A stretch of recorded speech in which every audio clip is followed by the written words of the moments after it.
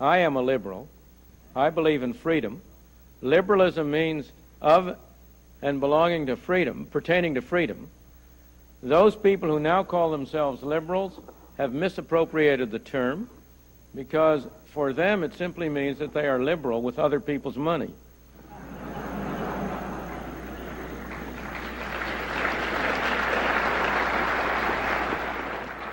But suppose you ask one of those people who styles himself a modern liberal, what do you think about public housing? Do you think that was a good program?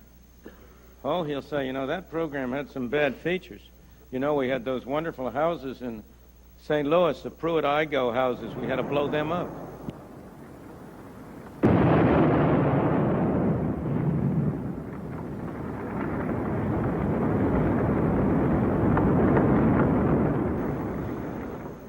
We have, in the course of public housing, torn down more dwelling units than we have put up.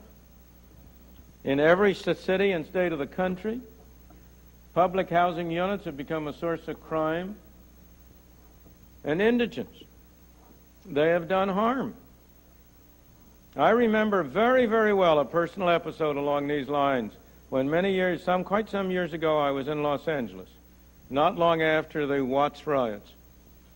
And I went down I had a guided tour through the Watts area of Los Angeles.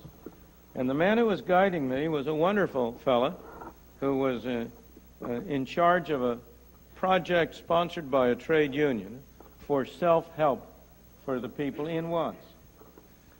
And I said to him, well, there are some houses over there. They look pretty good, those dwelling units, those apartments.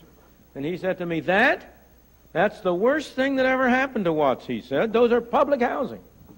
And then he went on.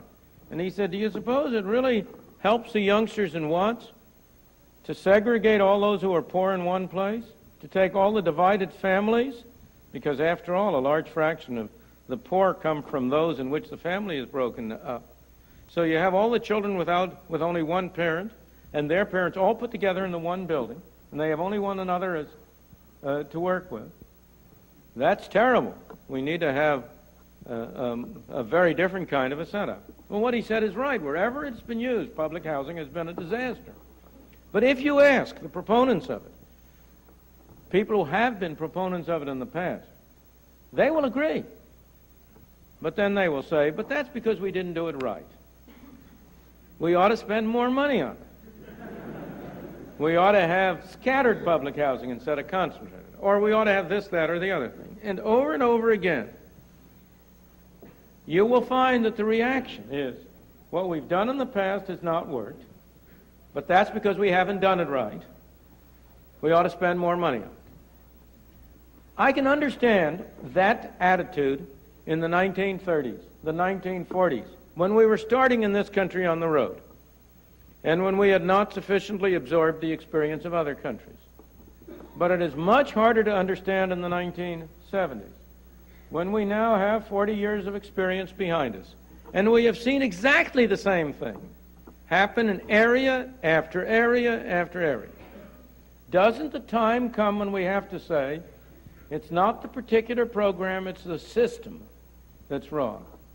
Yes, sir. I have a question about public housing. Sure. I agree with you when you say that the number of dwellings destroyed is greater than the number of dwellings put up. But you are comparing the number of dwellings that are destroyed are three-story apartment buildings left over from the 19th century. And the dwellings that are put up are about 20 stories high and have about 8 families per floor. Oh, I mean the number of dwelling units, not the number of buildings. When I spoke, I was not careful, and I should have been. I meant the number of dwelling units, where a dwelling unit is something that houses a family. So in the case of the buildings you're talking about, I wouldn't count that as one 8-story building versus one 3-story building. But the number of dwelling units built is less than the number destroyed. How does that improve the housing? Maybe you dislike the public housing because of the institutional look to it, and that it looks more like a hotel and looks less homely. But the alternative that has nothing to do with it. The alternative is either you have a public house or you have a badly maintained apartment building by an absentee landlord.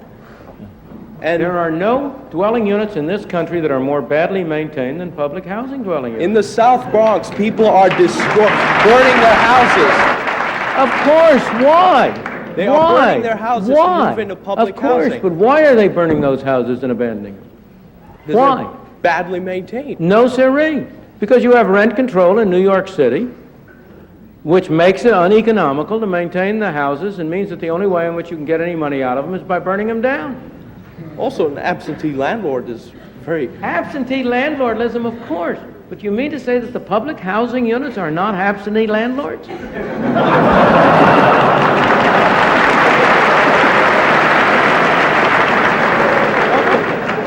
Look, I am not, you must understand, I think it's important for people to have decent housing. My objection to public housing is that it's made the housing of the poor worse. You've torn down dwellings in which they lived. You've put up in part, if you take the whole housing program, urban renewal plus public housing, the situation is even worse. You've torn down more dwelling units than you've put up. Of those you put up, a considerable fraction have not been available to the poor. You've torn down low-income dwelling units. Take any urban renewal area in this country you want. You've torn down low-income dwelling units and you've put up luxury apartments. And that's helping the housing of the poor? Not by a long sight.